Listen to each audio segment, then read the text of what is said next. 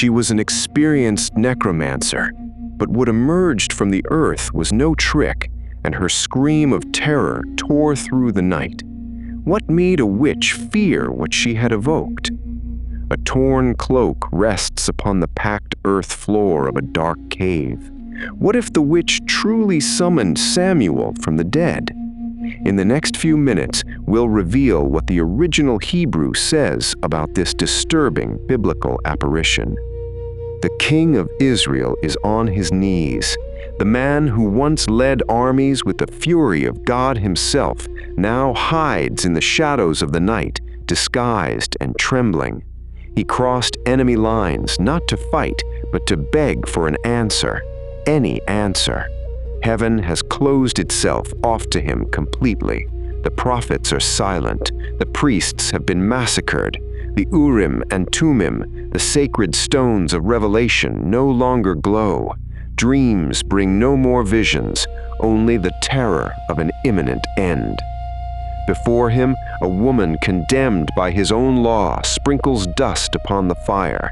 She is a necromancer, a summoner of spirits in the village of Endor, a practice the king himself had punished with death years before.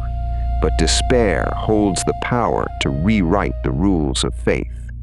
And then the ritual begins. The air in the cave grows heavy.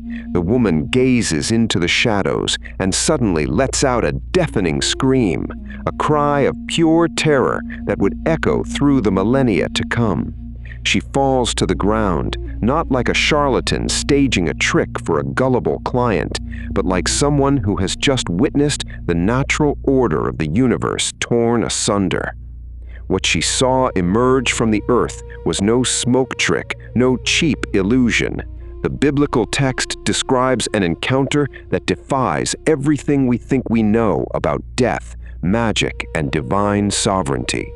The silhouette of a disguised king walks under the cold moonlight, moving away from the military camp of Gilboa.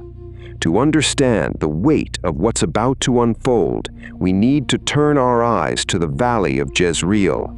The Philistine army is encamped in Shunem, an overwhelming military force thirsty for Israelite blood. On the other side, on Mount Gilboa, Saul watches the enemy campfires. The text of 1 Samuel chapter 28 says the king's heart trembled violently. Saul is completely isolated. He had spent years hunting David, God's anointed, and in the process destroyed his own spiritual foundation. In an act of religious zeal in the past, Saul had expelled all mediums and diviners from Israel. The law of Moses was clear in the book of Leviticus. Anyone who consulted the dead would be cut off from their people. But the irony is cruel. The very king who purged magic from his kingdom now orders his servants, "Find me a woman who consults spirits." They find one in Endor, just a few kilometers from the enemy camp. Saul dons ordinary clothes, covers his face, and travels in darkness, risking his own life to commit the very sin he himself had criminalized. Arriving at the cave, he makes the unthinkable request, "Bring up for me the one I name," and he asks for Samuel, the prophet who anointed him, the prophet who rejected him, the man who was already dead and buried in Ramah. The woman employs her arts. The Hebrew term used to describe her is Baalat Ob, which literally means a mistress of a familiar spirit or an owner of a necromancy ritual. The word Ob carries the sense of a hollow sound, a murmur rising from the dust of the earth. And that's where the text begins to make no sense. When the woman finally sees the figure ascending, she panics. She screams and immediately recognizes the disguised man as King Saul. But why the scream? If she was a professional necromancer accustomed to dealing with the occult, why did the apparition terrify her to the point of losing control of her own ritual?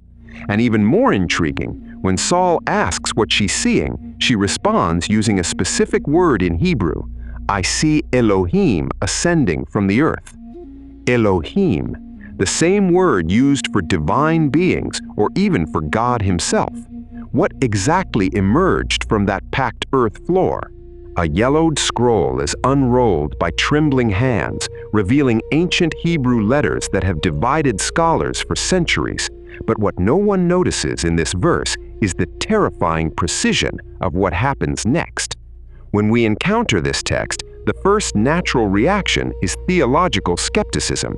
How could a pagan witch using forbidden magic have power over the spirit of one of Israel's greatest prophets? The early church debated this fiercely. Tertullian and Augustine, pillars of Christian theology, vehemently argued it wasn't Samuel. It was a demon, a deceiving spirit assuming the prophet's form to push Saul further into destruction. After all, darkness holds no authority on the saints who rest in God. Luther and the Reformers followed the same line of thinking. For them, accepting that the witch invoked Samuel would validate necromancy. Other commentators suggested it was all just theater. The woman, being a skilled charlatan, would have recognized Saul from the start, faked the scream, and used ventriloquism to imitate the old prophet's voice. But if that were true, why does the text remain silent about any deception? And here begins the part that most commentaries ignore. If we read the original text of 1 Samuel 28, the biblical narrator, who is inspired and has no reason to lie, never calls the apparition a demon or a deceiving spirit. The text literally says, "And Samuel said to Saul," not "the vision said," not "the spirit said," Samuel. Jewish rabbinic tradition and the ancient apocryphal book of Ecclesiasticus take a radically different stance. It truly was Samuel. Ecclesiasticus 46:20 categorically states that even after falling asleep, Samuel prophesied and showed the king his end. If black magic was an abomination, why does the text itself affirm that it was the prophet who ascended? Hold on to that word, ascended. It will matter in just a few minutes, because the message that comes from the mouth of this apparition sounds nothing like the flattery of a charlatan or the lie of a demon. Demons lie, confuse, and seduce, but the voice in the cave of Endor offers no comfort. It offers no false hopes of victory. It delivers the purest, harshest, and most devastating theology in the entire Old Testament. A prophecy so exact it would be fulfilled in the smallest details before the next sunset. Thick smoke from a bronze brazier distorts the shadows on the cave wall as the voice from beyond the silence breaks it. What comes next isn't in any sermon you've ever heard.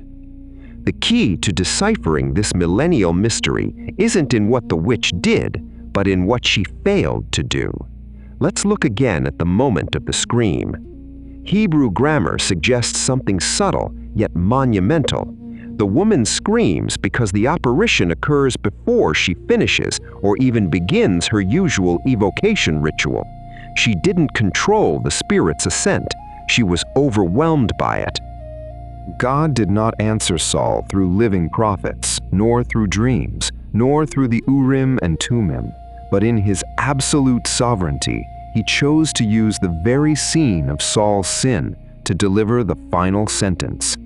The witch did not invoke Samuel. God sent Samuel. The woman screamed in panic because she realized that a force infinitely greater than her sorcery had invaded the chamber. She expected a murmuring familiar spirit. She was confronted with the fury of heaven erupting from the dust of the earth.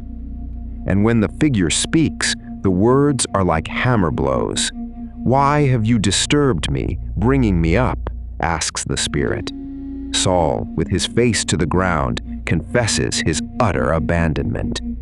Samuel's reply is the culmination of a tragedy that began years before. He says, "The Lord has torn the kingdom out of your hands and given it to David." Remember the torn cloak from the beginning? It finally makes sense, and the answer creates an even greater problem. Years before, in 1 Samuel chapter 15, when Saul disobeyed God, Samuel turned his back to leave. Saul grabbed the edge of the prophet's cloak, and it tore. That day, the living prophet said, "So the Lord has torn the kingdom of Israel from you today." Now the dead prophet returns to collect the debt of that very torn cloak. The Spirit concludes with the death sentence. "Tomorrow you and your sons will be with me, not in heaven or hell, but in Sheol, the realm of the dead, the destiny of all mortals in ancient Hebrew understanding." Saul falls prostrate on the ground, without strength, crushed by the weight of the truth. The woman, who should have been the mistress of the occult, ends up cooking a calf to feed the doomed king, a funeral meal before the final battle. But if God had already rejected Saul, why break the rules of life and death just to tell a ruined man that his end had come? A dented gold crown in the dust reflects the last rays of sun on Mount Gilboa. The next day, the prophecy of the cave is fulfilled with relentless accuracy. The Philistines massacre the army of Israel. Saul's sons, including Jonathan, fall dead in battle, and Saul himself, wounded by enemy arrows, throws himself upon his own sword to avoid capture. God's silence had finally been broken, but the answer cost the crown, the dynasty, and the life of Israel's first king. The story of the Witch of Endor isn't, in the end, about the power of occultism or the mechanics of the afterlife. It's a chilling testament that not even the realm of shadows lies outside divine jurisdiction. The necromancer was merely a terrified spectator before a God that asks no permission to intervene, whether in the light of the temple or the darkness of a clandestine cave. The silence of the heavens sometimes carries a weight far more crushing than any voice that might echo from the earth. In our next episode, we'll investigate Enoch, the man who never died, discover the mystery of the patriarch who walked with God and simply vanished from the face of the earth. The smoke from the brazier continues to dissipate into the cold desert air, guarding the secrets of those who dare cross the border between the two worlds.